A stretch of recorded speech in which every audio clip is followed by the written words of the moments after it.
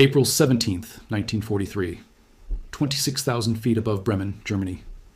The B-17 shudders as flak bursts bloom like black iron flowers outside the cockpit windows. Captain Robert "Red" Mallory grips the yoke, knuckles white inside his gloves. The bomber's 4 Wright Cyclone engines howl in uneven harmony, each vibration traveling through the airframe, through the soles of his boots, into his bones. You can smell it up here. Hot oil, cordite, cold metal. Mallory glances left. A fortress from the next formation is falling behind, trailing smoke. Somewhere below, German workers are pouring out of factories as sirens scream. Messerschmitts are already climbing to meet them. Mallory knows the odds. He has read the briefings. American bombers are being lost faster than crews can be trained. Engines fail. Planes arrive incomplete. Parts don't fit. Every mission feels like borrowing time from a clock that's already running out. And yet, today, there are more bombers than last month. More formations, longer lines stretching back across the sky until they blur into the haze. Someone, somewhere, has changed the math. 3,000 miles away, at ground level, the answer echoes inside a building so long you can't see its end. Willow Run, Michigan.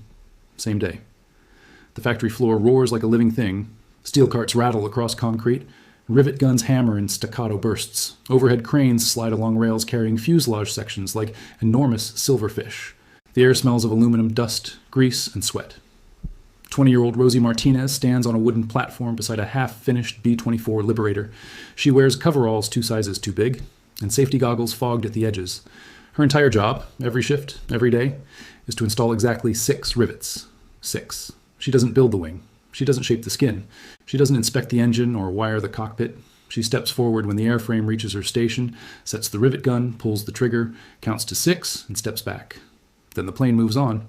Rosie has never seen the finished aircraft fly. She's never met the men who will crew it. But by the end of her shift, she will have installed 6 rivets on 47 bombers. 282 rivets. That is the trick. Before the war, aircraft were built like fine furniture. Small teams of skilled craftsmen shaped metal by hand, fit parts by eye, adjusted components until they felt right. Each airplane was a minor miracle, and each one took time. Lots of it. That system collapsed the moment America realized how big this war would be. In 1940, the U.S. Army Air Corps wanted 12,000 aircraft. By 1942, they needed over 60,000. Bombers, fighters, transports, trainers. Planes were being lost over Europe, Africa, and the Pacific faster than factories could replace them. Engines were delayed. Wings didn't match fuselages. Entire production lines stopped because one skilled worker was sick or drafted. The old way could not win a global war. So the factories changed the question. Instead of asking, how do we build a perfect airplane? They asked, how do we build 10,000 good ones? At Willow Run, Henry Ford's engineers tore aircraft construction apart, piece by piece. They broke the airplane into thousands of tiny tasks. Each task was timed, simplified, repeated. No improvisation, no artistry, no shortcuts. If a worker could be trained to do one thing in 3 days, that job became permanent. Women replaced men. Farmers replaced machinists. Teenagers replaced craftsmen. Skill was no longer the bottleneck. Process was. The factory stopped thinking in airplanes and started thinking in minutes. A wing section rolled forward every 55 minutes. Engines arrived pre-assembled, standardized, identical. Mounts lined up because the mounts were designed to never be different. If something didn't fit, the design was wrong, not the worker. Supervisors walked the line with stopwatches, not blueprints. If one station slowed, the entire line felt it, and the line never stopped. Back over Bremen, Mallory watches a Messerschmitt streak past his nose, cannons flashing. His tail gunner opens fire. The fortress shakes again. Mallory doesn't know Rosie Martinez. He doesn't know Willow Run. He doesn't know that the engine on his right wing was built by a man who installed only piston rings, 8 hours a day, for 18 months. But he feels the result. His engines hold. The formation holds. And somewhere in Germany, below the smoke and fire, factories are being hit by bombers built faster than anyone thought possible. The war is becoming a numbers game, and America has learned how to count. June 1942, Inglewood, California. The morning fog hasn't burned off yet when the first whistle sounds at North American Aviation Plant, number 1. It rolls across the parking lots, through open hangar doors, and into the chests of thousands of workers stepping into place. Inside, a P-51 Mustang fuselage creeps forward on steel rollers. No one stops it. That is the rule now. At Station 14, Charles Whitaker stands with his hands behind his back, watching. He is 56 years old. Before the war, he was a master aircraft fitter, 25 years shaping aluminum skins by hand, coaxing stubborn metal into perfect alignment. He could tell if a wing was wrong by running his fingers along the seam. Today, he's not allowed to touch the airplane. A young woman named Evelyn Brooks steps forward instead. She is 19. Her job is to install the radiator duct brackets. 4 bolts, torqued to spec in under 90 seconds. She doesn't look up, she doesn't hesitate. The torque wrench clicks 4 times. She steps back. The fuselage moves on. Whitaker checks his stopwatch. 84 seconds. Perfect. This is what victory looks like now. The change didn't come easily. When the U.S. ramped up aircraft production, the first instinct was to hire more skilled men, but there weren't enough. And even if there were, training them took years. Meanwhile, combat losses didn't wait. In early 1942, American planners realized something brutal. If aircraft production depended on experts, the war would be lost before the factories ever caught up. So they did something radical. They designed the expert out of the system. At Wright Field in Ohio, engineers rewrote blueprints that had been refined for decades. Tolerances were standardized. Parts were redesigned so they could only fit one way. Assemblies were simplified so mistakes were impossible, or at least obvious. Every bolt size was reduced, every measurement rationalized. If a task required judgment, it was redesigned until it didn't. And if it still did, it was broken in half, then in half again. The goal wasn't elegance, it was speed. At the Packard Motor Car Company in Detroit, the same philosophy took over aircraft engine production. The Rolls-Royce Merlin, one of the most advanced engines in the world, had once been built by elite British craftsmen. In America, it was stripped down into hundreds of micro-operations. One worker installed valve guides, another tightened only cylinder head bolts, a third inspected spark plug threads. Nothing else. Each station had a single responsibility. Each responsibility had a time limit, and every engine that rolled off the line was functionally identical. By mid-1943, Packard was producing Merlins faster than Germany could replace damaged ones. Despite Germany starting the war with more experienced engineers, skill had been replaced by flow. Back at Willow Run, the line accelerates. At 10:14 a.m., the Liberator fuselage reaches Station 32. At 10:15, it leaves. The workers don't cheer. There is no pause. The next fuselage is already arriving. Supervisors no longer ask, "Who built this airplane?" They ask, "Where did it slow down?" Because slowdown is the enemy. The system changes the people inside it. Rosie Martinez no longer thinks in airplanes. She thinks in seconds, in muscle memory, in rhythm. Her rivet gun becomes an extension of her arm. She knows exactly how much pressure to apply, exactly how long to hold the trigger, exactly when to step back so the conveyor doesn't clip her boots. If she misses her count, the line doesn't stop. Someone else fixes it downstream. That too is part of the design. No single worker can fail the airplane. Across the Atlantic, the effect is impossible to miss. By late 1942, Luftwaffe pilots begin reporting something unsettling. American bombers are appearing in formations that seem endless. Shoot one down, and another slides into its place. Engines that once failed after a few hours are now running reliably at full throttle over enemy territory. Fighters damaged in combat are replaced in weeks, not months. The numbers don't make sense until they do. Germany still builds aircraft the old way. Master craftsmen, small teams, pride and precision. It produces excellent machines, just not enough of them. And every loss hurts. America, meanwhile, has accepted something colder. Perfection is optional. Quantity is not. At Inglewood, Whitaker finally turns away from the line. His stopwatch clicks shut. He feels useless and necessary at the same time. He no longer builds airplanes. He protects the process that builds them. And that process is beginning to move faster than the war itself. October 14th, 1943. Schweinfurt, Germany. The sky is crowded with bombers. Lieutenant Harold Jensen leans forward in the waist of his B-17 as the formation pushes toward the ball-bearing factories below. Vapor trails crisscross the sky like chalk lines. The cold bites through his flight suit. His oxygen mask hisses with every breath. He has flown this route before. Last time, half the group didn't come back. But today, something feels different. There are more fortresses than he has ever seen, layer upon layer. High groups, low groups, reserve groups stretching so far behind that they vanish into the haze. When the first German fighters appear, they don't dive into the formation. They circle, they wait, they are counting. On the ground at Schweinfurt, German anti-aircraft commanders notice it too. Their fire control tables are calibrated for raids of a certain size, certain density, certain duration. This raid breaks those assumptions. The barrage starts early. It never really stops. Guns overheat. Crews rotate faster than expected. Ammunition is consumed at a rate that makes quartermasters uneasy. The Americans just keep coming. Every gap is filled, every loss absorbed. This is the moment the assembly line reaches the front. By late 1943, the U.S. aircraft industry is no longer racing to catch up. It has passed the enemy. Factories that once measured output in months now measure it in hours. Willow Run delivers a completed B-24 every 63 minutes. In California, fighters roll out fast enough to be ferried straight to ports without ever cooling on the tarmac. Damaged aircraft are written off without ceremony, not because they are unimportant, but because replacements already exist. The war has shifted from preservation to replacement. At Lockheed's Burbank plant, a P-38 Lightning glides off the line.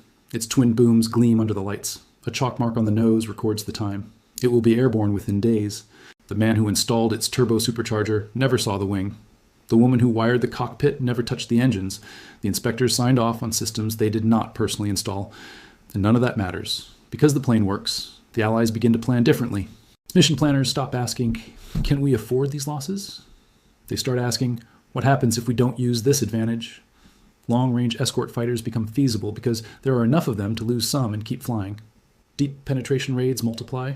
Targets once considered too costly are added back to the list. The line has changed strategy. For German pilots, the effect is psychological. Major Franz Keller, a veteran of the Eastern Front, writes in his diary that American formations now feel mechanical, not in maneuver, but in presence, predictable, relentless, unemotional. He shoots down one B-17 over Kassel. 2 days later, he shoots down another. 2 days after that, he faces the same number of bombers again. The victories no longer mean what they used to.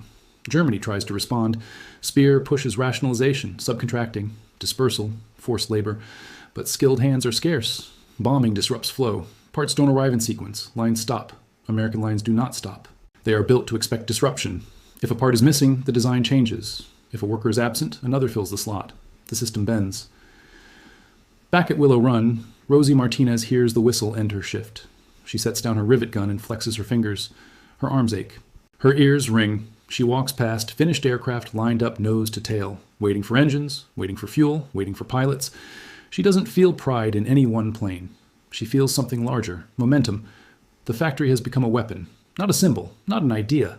A weapon measured in minutes, miles, and tons of aluminum, and it is now aimed directly at the heart of the Axis war effort. February 20th, 1944. Big week. Europe. Before dawn, airfields across England come alive at once. Engines cough, then roar. Floodlights cut through fog. Ground crews pull chocks, slap fuselages, and jog clear as propellers blur into spinning discs. The sound is continuous. No gaps, no silence. Just an endless mechanical thunder rolling east. Colonel Curtis LeMay watches from the edge of the runway, coat collar turned up against the cold. He checks his watch as another B-17 lifts off, then another, then another. They are leaving on schedule. All of them. That alone tells him something fundamental has changed. Big Week is not a raid. It is a test. For 6 straight days, American and British air forces hammer German aircraft production. Factories, assembly plants, engine works. The goal is simple. Destroy the enemy's ability to replace losses. But behind that goal is an assumption only the Americans can afford to make, that they can take the losses. Over Leipzig, flak tears into the formations. Fighters slash through bomber streams. Crews bail out, parachutes bloom. LeMay knows the casualty reports will be ugly. He also knows what waits behind him. In the United States, factories are already replacing today's losses, before the planes even hit the ground. At Willow Run, the line doesn't slow. The war in Europe happens on the radio, over lunch pails, in shouted updates between stations. A raid succeeds. A raid fails. Names are read aloud. Someone's brother doesn't come back. The aircraft keep moving. The line cannot grieve. It cannot pause. And that is precisely why it works. By 1944, American aircraft production reaches a scale that defies intuition. Entire air forces' worth of planes are built in the time it once took to finish a single prototype. Engines arrive in crates, interchangeable, pre-tested. Wings mate to fuselages without persuasion. Wiring harnesses snap into place like appliances. The factories no longer feel rushed. They feel inevitable. Germany feels it first in the air. Luftwaffe pilots find themselves rationing engagements. Fuel shortages limit training. Replacement aircraft arrive incomplete, or with green pilots who barely know the controls. American pilots, by contrast, rotate into new aircraft with familiar layouts, familiar systems, familiar quirks. Standardization has erased learning curves. In March, German intelligence reports confirm what pilots already know. American losses, once crippling, are now survivable. The bomber streams are not thinning, they are thickening. This realization ripples upward. German commanders begin holding fighters back, saving them for decisive moments that never quite arrive. Aircraft are hidden, preserved, waited on. Meanwhile, American planners lean forward. They schedule missions assuming resistance and assuming replacement. The war is no longer balanced on courage or brilliance. It is balanced on throughput.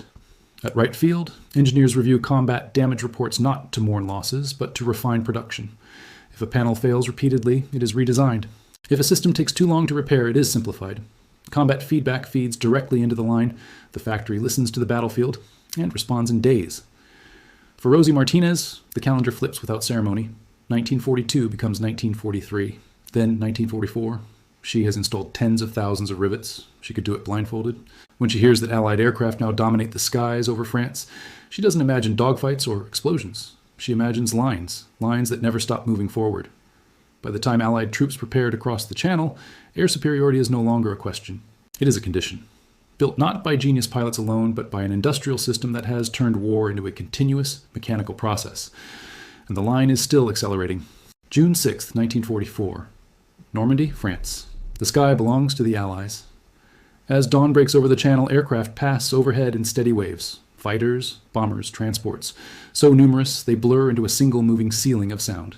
Paratroopers jump. Gliders break apart on hedgerows. Naval guns thunder from the sea. On the beaches below, soldiers look up and see something no one in this war has ever seen before. Control. Not bravery, not luck. Control. The German response is fragmented.